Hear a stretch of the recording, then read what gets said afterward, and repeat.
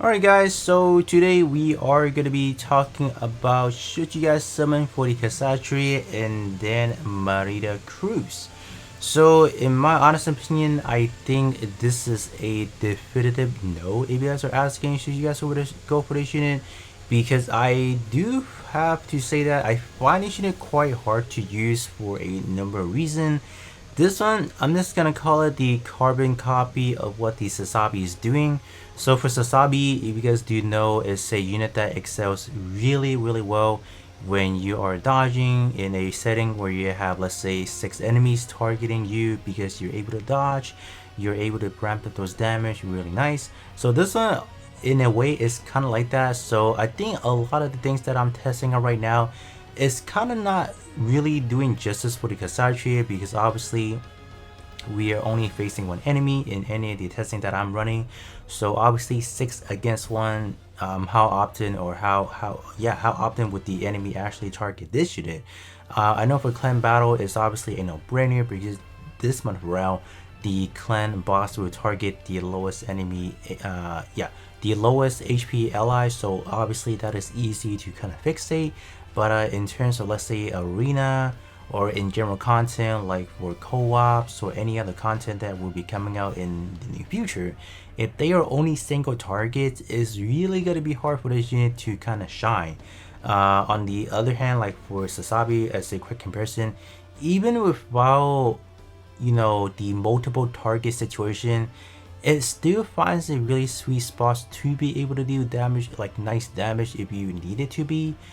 But when I was testing out this unit, I had a lot of inconsistency just trying to set everything up right, because how the unit is kind of designed, there's kind of like a 2-stage system, or kind of like a 2-stage design to kind of activate everything at once in a way. So that to me was kind of a, you can kind of call it a clever design, but if you want to call it the other way, it's a dumb design. It's kind of I think it's meaningless if I want to be a little bit more rootless to that. But let's kind of go over the kit real quick as I do to kind of point out why I feel how I feel right now, because I have recorded 2 separate videos testing out this unit initially. Just you pull it, how does it perform, and then the other video talking about covering pretty much this unit and max out and how does it perform. So those videos will be coming out in the later days, because I want to get this video first, because people obviously care more about, should you guys summon first rather than seeing how it performs. So yeah, we will just kind of do that in that fashion.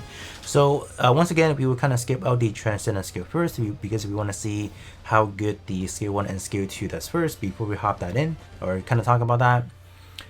So in terms of EX skill, to one target, 603% attack damage, so that's pretty standard. A 7-second stun, and then to all ally, 20 seconds and beam damage, or just a general damage increase, so that's actually pretty good. And then once we hop down to the skill 1, when battle starts, increase beam damage by 13%. And then on taking damage for 10 seconds, increase evasion by 5%, stacking up to 5 times. And then moving down to skill 2, unlock funnels, and then the other effects on evasion for 10 seconds, increase beam damage by 17%, stacking that up to 5 times, so you have a whopping 80% in total. And then on taking damage for 10 seconds, increase beam damage resistance by 5%, stacking at to 5 times. So I think you guys kind of get the idea of why I feel like this unit is relatively hard to use. And there are kind of like a 2-step process as far as how this unit kind of works. So right off the bat, this unit requires you to take damage to gain both a percentage on the evasion and the beam resistance. They're both in a stacking manner. So that is actually pretty bad for the evasion, because the evasion is quite important in terms of getting the second skill damage buff. So in terms of my testing, I find it relatively inconsistent, like damage wise. It would look pretty good one moment, and then next thing you know, it's kind of like the damage just literally dwindled down, and it's like, what's going on? So that was kind of my problem testing it out. I feel like if you guys only have one copy, this unit may be a hard one to kind of use, because you like in terms of building it, you might want to go full evasion on the actual unit enhancement and then on the modules. But if you have too much right out the bat, you're gonna get into a sticky situation where, well, you're consistently dodging, you're not actually building up the evasion, and then you're not actually building the beam resistance as well. So you kind of get into this whole loop of that dilemma of like, all right, if you always dodge, are you not really stacking the resistance or the evasion chances? And then if you're, yeah, so it's kind of like all over the place. So that's why I kind of do deem this unit overall as just relatively hard to use. And then if we do go over to the Transcender skill, it pretty magnifies what the skill 1 and skill 2 is doing with the second effects on the taking damage. Like you gain more evasion, and then you gain the the beam resistance. But let me tell you, in terms of those two effects, like these two right there, you do not access them until you have it at Transcendent Skill 3. So that's going to be, to a lot of the players, going to be a hefty investment. So I will assume that you guys are not looking forward to that. So kind of unfortunate. In terms of I guess a positive is actually the first effects, increasing the third weapon, meaning the funnel. And that's actually quite important to have, because if your funnels are accurate, because if you just take a look at the funnel, we do have a lot of hits. Even though the damage may not be impressive, but in terms of the amount of times we are able to land a hit on the enemy, that will allow us to charge up the EX skill gauge relatively quick. So that is actually quite a plus. So I'll definitely take that. Anytime that we can increase our EX skill gauge faster by being able to accurately target enemy, I'll take that. That's a W. In terms of the last two effects, the HP absorb status, you do not gain that until you have it at T5.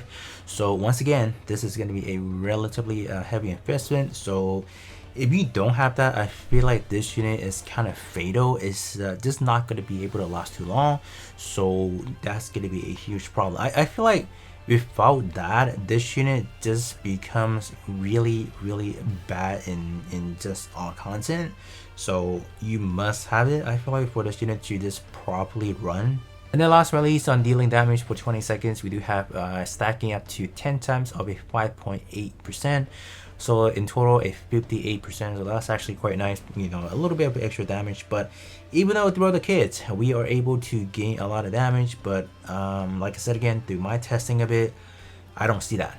Nowhere in the actual damage report where I see is consistent, where we place pretty high. Because I know you guys gonna say, well, your other units are pretty high invested, so obviously you're not getting the same result. But do we keep that in mind? When we test out the full armor unicorn and then the Sasabi, they were pretty good even when they were like without the unit enhancement. So I was expecting maybe relatively the same level of I guess damage output wise, but we just ain't there.